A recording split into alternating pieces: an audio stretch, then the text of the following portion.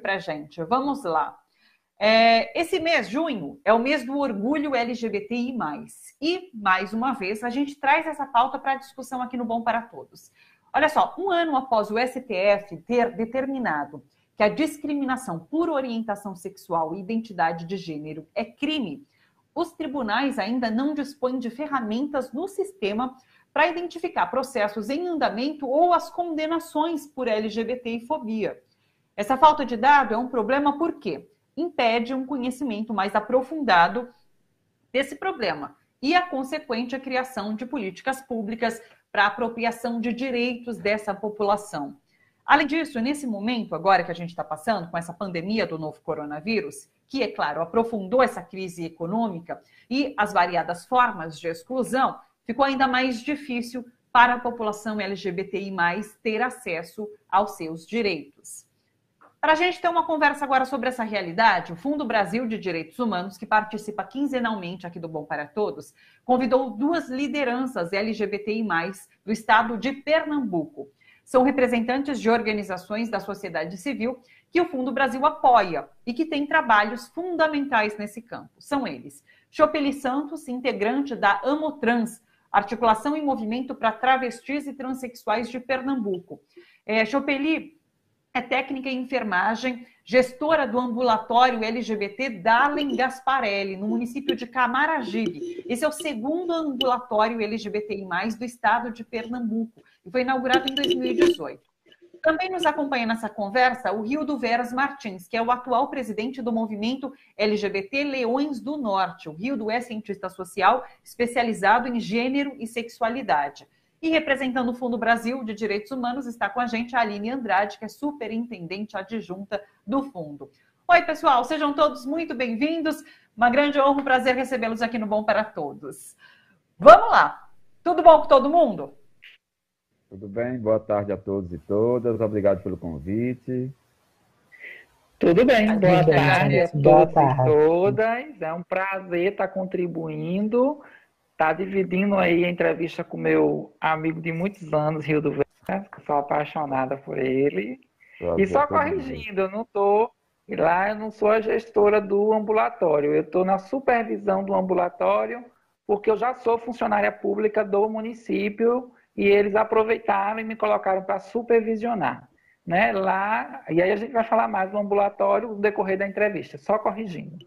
Isso. Maravilha, correção feita. Inclusive, eu vou começar com você, então, Chopeli. Me fala um pouquinho sobre o trabalho que você tem realizado no ambulatório. Inclusive, tem um dado muito interessante de que os atendimentos psicológicos no ambulatório dobraram agora durante essa pandemia, né? Eram 120 pessoas cadastradas e esse número agora está em cerca de 240. Fala um pouquinho sobre essa situação da saúde mental nesses tempos de pandemia, Chopeli.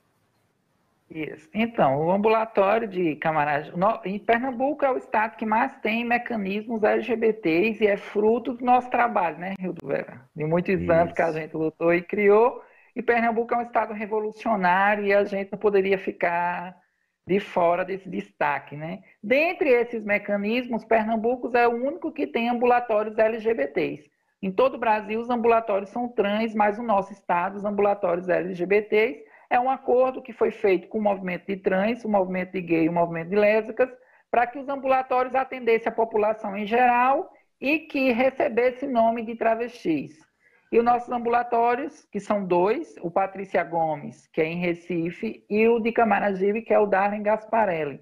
Eles recebem o nome de pessoas trans que fundaram o movimento, mas atendem a população LGBT. O ambulatório de Camaragibe, da qual eu estou supervisionando, a gente houve realmente uma duplicação de pessoas, porque os atendimentos começaram a ser online, e com a quarentena, muitos dos usuários acabaram ficando em casa. Então, quando você fica em casa, em tempos normais, seu pai sai, sua mãe sai, e você sai para a escola, a família só se reúne, no final do dia estão muito cansados e não discutem. Mas com a quarentena, os LGBTs começaram a conviver mais com os seus opressores. E aí, com o desemprego, com a falta de recurso, com a falta de alimentação, esses pais começaram a hostilizar ainda mais os LGBTs. Então, isso é demonstrado quando a gente aumenta os atendimentos psicológicos de 120 para 240. É o dobro de usuários só no município de Camaragibe, porque lá só tem no município de Camaragibe, que fazem psicoterapia, e é uma psicoterapia que não é só para o LGBT, também é para a família do LGBT. Então, o ambulatório está cuidando da família do LGBT, porque é preciso manter um equilíbrio social, mais do que nunca hoje, dentro da sociedade, para que não ocorram os suicídios, né? Para quem não sabe, o OMS lançou os dados de que a população LGBT está entre as populações que mais cometem suicídio dentro do mundo. Isso por causa de uma repressão e uma pressão psicológica que essa população vem sofrendo num mundo, e principalmente no Brasil, que ainda é preconceituoso.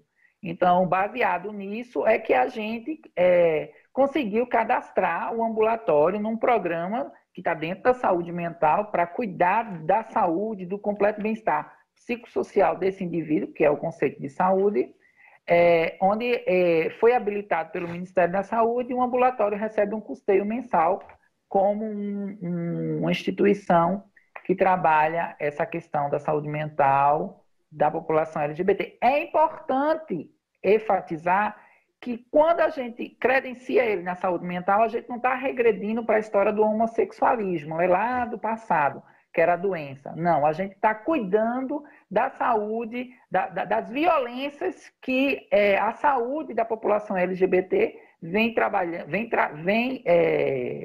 vem absorvendo dentro da sociedade, com um parênteses aí, um ênfase para a família, porque agora também a gente está tratando a família desse LGBT, porque um LGBT, quando ele é inserido no seio da família, fica mais fácil dele suportar as pressões da sociedade. Claro. Hildo, eu queria que você falasse um pouco sobre essa particularidade de Pernambuco ser, de fato, esse estado com o melhor sistema de garantia de direitos da população LGBTI+. E isso é fruto, inclusive, da pressão dos movimentos sociais que existem no estado, né? E mostra, inclusive, a importância da atuação desses movimentos, né? Isso, exatamente. Pernambuco ele se destaca do cenário nacional como sendo um dos estados que mais tem organismos de políticas públicas, né? Anterior à criação desses mecanismos, nós temos um movimento social LGBTI+, extremamente organizado, que vem pressionando os organismos públicos para a criação desses equipamentos, né? Então, todos os equipamentos que existem, eles são fruto da luta do movimento social, né? Através dos grupos que compõem o Fórum LGBT de Pernambuco, da Rede LGBT, de outros coletivos. Então, todos esses organismos, eles pressionaram o Estado, e aí os poderes constituídos, não só o poder executivo, mas também nós temos legislações no âmbito municipal e no âmbito estadual, que são fruto também desse trabalho, não só da pressão do movimento social, mas também desse trabalho de advocacy que o movimento social LGBTI pernambucano, ao longo desses anos todos de atuação, vem fazendo muito bem esse trabalho de, por um lado, controle social das políticas públicas e, por outro, esse trabalho de advocacy também, principalmente no legislativo. Então, nós temos Recife, um dos municípios brasileiros que teve a primeira lei que combate o preconceito contra a população LGBT, é uma lei de 2002. Né? Depois nós tivemos outros municípios que foram criando legislação. Nós temos no estado de Pernambuco uma lei que obriga o estado de Pernambuco a elaborar estatísticas anuais das violências contra a população LGBTI. Né? Nós temos, inclusive, uma portaria de 2000, ela é uma portaria de 2013, que ela vai dizer, a portaria 4.818, que ela vai dizer o que é que o Estado de Pernambuco ele entende sobre homofobia, qual é o conceito de homofobia, isso já para ajudar esses organismos também a tratarem as LGBT-fobias. Na época, o conceito era homofobia, hoje a gente atualiza para LGBT-fobia. Então, nós temos uma portaria de 2013 que vai dizer o que é que o Estado de Pernambuco entende sobre a homofobia. E aí vai tratar a homofobia por duas vertentes. A homofobia direta, que é a violência cometida quando a pessoa, em face da orientação sexual ou da identidade de gênero, a pessoa comete aquela violência porque não aceita, não respeita essa identidade de gênero essa orientação sexual da pessoa, e nós temos aquela homofobia ou LGBTfobia indireta, que é a violência cometida contra essa população quando ela se encontra em situação de vulnerabilidade social. É quando ela não tem acesso ao mercado formal de trabalho, é quando a escola ela é muitas vezes preconceituosa, ela é muitas vezes displicente com as questões de sexualidade, de orientação sexual, de identidade de gênero, e faz com que, principalmente as pessoas trans, elas não consigam se sentirem à vontade no espaço escolar. Tá aí minha colega, minha companheira e amiga Chopeli, que pode muito bem falar sobre isso. É quando o serviço de saúde não acolhe essa população. Então, tudo isso é a LGBTfobia indireta, né? E aí, outros organismos, eles foram sendo criados no decorrer desses anos de luta. A própria Coordenadoria Estadual de Políticas LGBTs, nós temos o Conselho Estadual dos Direitos da População LGBT, o Conselho Paritário, com representação dos órgãos da sociedade civil e do governo. Nós temos Comitê Institucional Pró-Lésbicas e Mulheres Bissexuais, que é um comitê ligado à Secretaria Estadual da Mulher. Nós temos a Coordenadoria de Saúde Integral da População LGBT, obviamente lá na Secretaria Estadual de Saúde. Nós temos o Centro Estadual de Combate à Homofobia, né, que é um dos mais antigos equipamentos com atendimento jurídico e psicossocial gratuito para a população LGBT. Coordenação de atenção à saúde e à população, da população LGBT que está privada de liberdade, então, que estão lá no sistema prisional. Gerência de diversidade sexual na Secretaria de Educação. Então, nós temos vários organismos, né? Frutos, obviamente, a gente sempre enfatiza isso, fruto da luta do movimento social organizado. Nenhum governo nos deu isso de mãos beijadas, porque reconhece nossa luta, mas é, sobretudo, fruto dessa incansável luta cotidiana de controle social das políticas públicas e de ações de advocacy. Agora, o fato de Pernambuco se destacar com todos esses organismos, com essa rede de proteção, a rede de equipamentos de políticas públicas LGBTs, não quer dizer que sejam mil maravilhas, né? Não quer dizer que tudo funcione a mil contento, né? Então, a nossa luta inicial foi pressionar os organismos, os poderes constituídos para a criação desses órgãos. O passo seguinte foi, com muitos anos, com retrocessos, com o conservadorismo aí na nossa porta, com o fascismo mostrando as garras, foi lutar também para manter esses organismos. E agora, futuramente, nossa luta é fazer com que esses órgãos eles funcionem de fato, né? Porque não adianta só a gente ter esses organismos e eles não funcionarem, né? Serem meros figurantes, né? Claro, e você fala sobre essa luta dos movimentos, e inclusive lutas, muitas vezes, que não têm apoio financeiro de instituições, fundações, porque inclusive as informações que eu tenho, e daí eu quero questionar a Aline sobre isso, é que não existem fundações ou institutos que apoiem especificamente as lutas pelos direitos da população LGBTI+. E daí, nesse sentido, como que o Fundo Brasil tem atuado, Aline?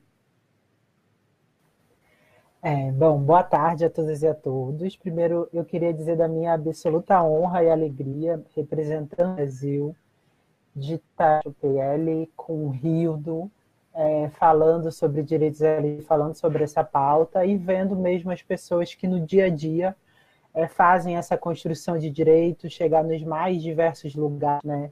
E fazer com que a gente continue tendo uma crença na absoluta necessidade de direitos fundamentais e na defesa de um Estado democrático de direito que realmente englobe a todos e todas, independente de classe, de raça, orientação sexual. Então, estou bastante feliz, né?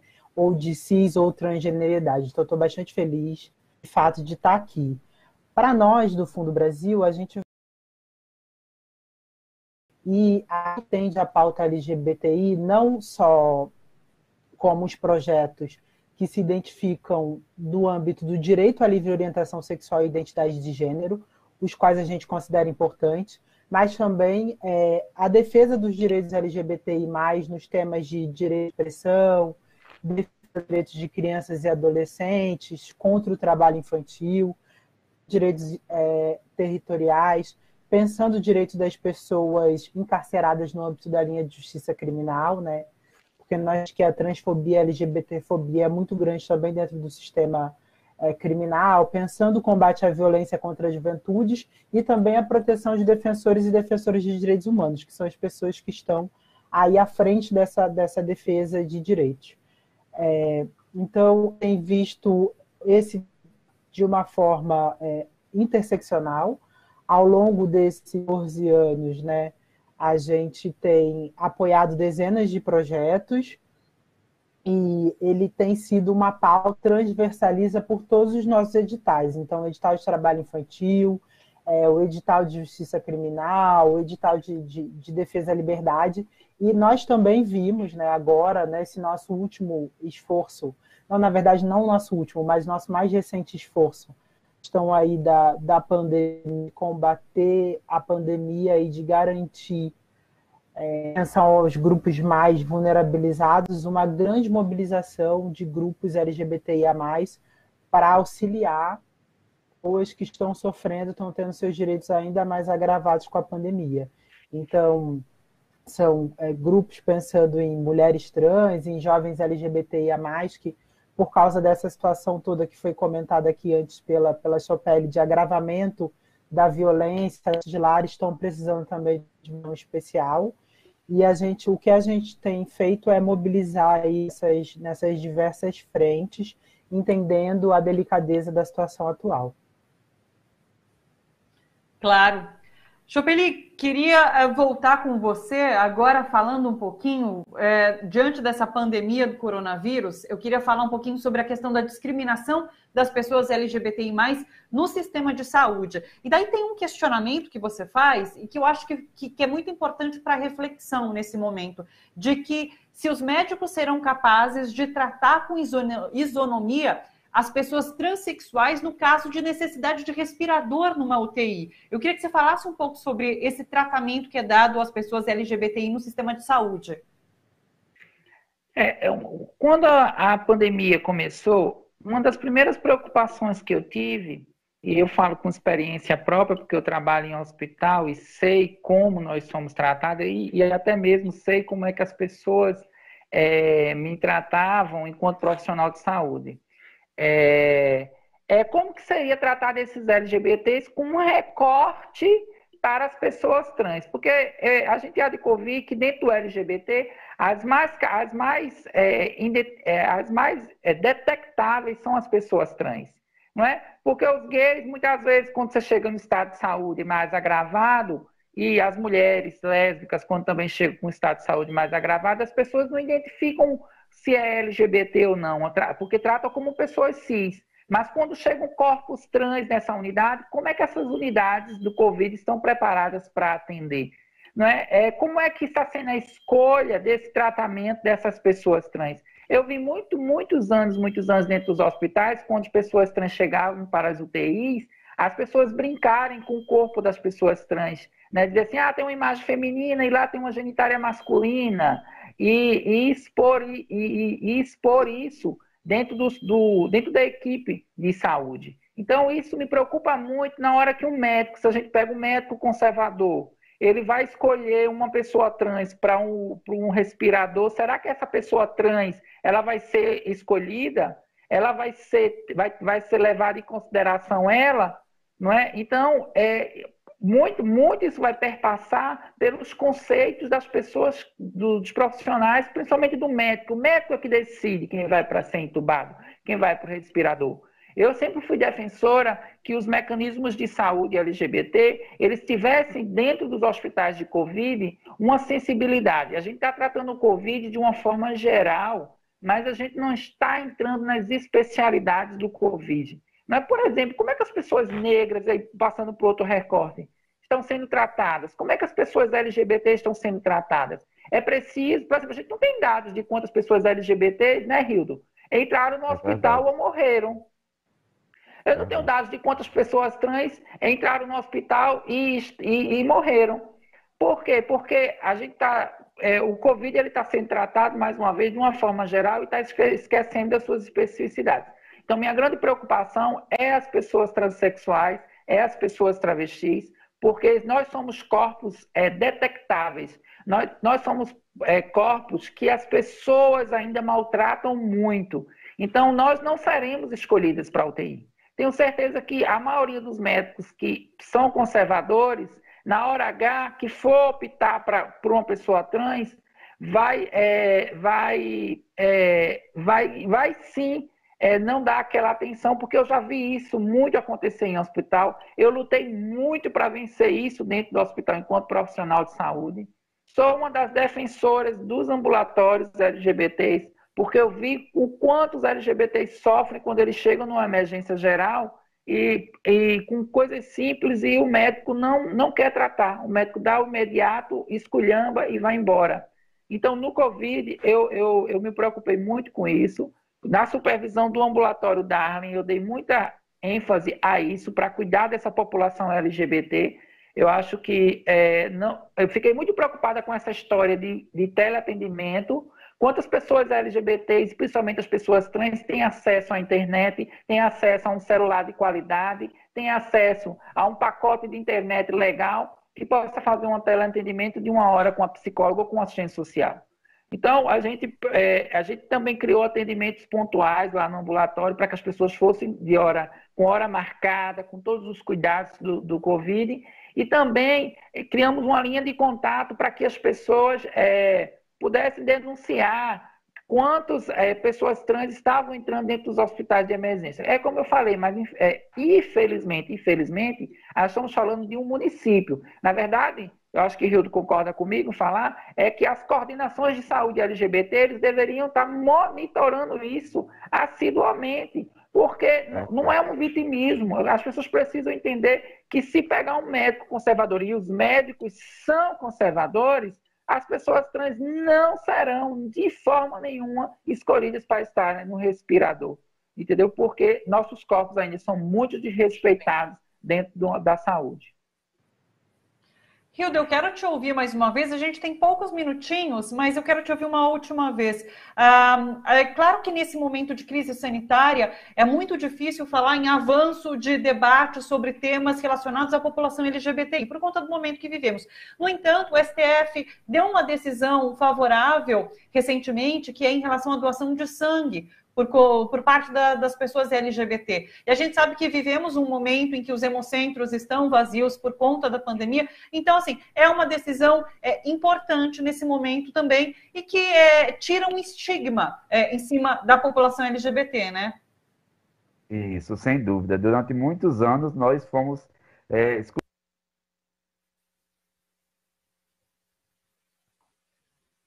Então, o meu áudio do Hildo saiu, voltou agora. Um minutinho, Hildo. Começa de novo, por favor, porque o seu áudio tinha sumido. Ah, tá. Então, é uma conquista importante porque ela valoriza o ser humano LGBT, né? Durante anos nós fomos estigmatizados e não pudemos exercer o direito de ajudar o próximo nos hemocentros. A gente chegava lá e aí, quando ia para aquela triagem, para aquela entrevista, automaticamente nós éramos descartados como sujeitos que não serviam, né? e vistos como só seres sexuados. Aí esse ser aí pratica muito sexo, é das relações sexuais, vive de relações sexuais, então ele é impuro, ele é impróprio, então não presta. Então, eram casos e mais casos de discriminação que a gente tinha notícia dos hemocentros. Então, sem dúvida, essa decisão do STF ela é importante porque é o direito, ela vai de encontro ao direito, à dignidade da pessoa humana. Eu, enquanto LGBT, o fato de eu ser um gay não me torna menos, o meu sangue não se torna menos puro do que o sangue de um heterossexual, né? Então, esse é só um exemplo das atrocidades, das discriminações que nós sofríamos no serviço de saúde, né? Então, equiparar esse direito aos direitos heterossexuais tem um simbolismo muito importante, né? Isso, para o imaginário comum, para as lutas sociais, é muito importante, porque nos equipara aos demais seres humanos, né? Nós não somos aqueles seres humanos agora excluídos, que não podiam. Nós agora somos seres humanos portadores de direitos como os heterossexuais. Então, o movimento LGBT tem festejado muito, inclusive com campanhas massivas, chamando LGBTs para lotar os hemocentros, para doarem sangue, para ajudar o próximo, porque além de ser um ato de amor, de generosidade, tem um simbolismo para nós, que somos LGBTI+, um simbolismo muito importante na nossa identidade enquanto seres humanos. Então, é uma bandeira histórica de anos, assim como a cristalização das LGBT-fobias, é uma bandeira de luta que a gente consegue, né, realizar esse sonho e esse desejo e garantir esse direito. Então, a gente tem muito a comemorar com essa decisão do Supremo Tribunal de nos equiparar à doação de sangue, mas também de comemorar a criminalização das LGBT-fobias. Sim. Chopeli Santos, integrante da Amotrans, participou com a gente, o Rildo Veras Martins, que é presidente do Leões do Norte, movimento LGBTI+, e a Aline Andrade, que é representante do Fundo Brasil de Direitos Humanos. Pessoal, agradecida demais pela participação de vocês e pela contribuição que vocês deram aqui para a gente, com muita informação. Muito obrigada. Muito obrigado a vocês, um abraço para o pessoal do Fundo de Direitos Humanos, nossos parceiros históricos, e nós estamos na luta sempre.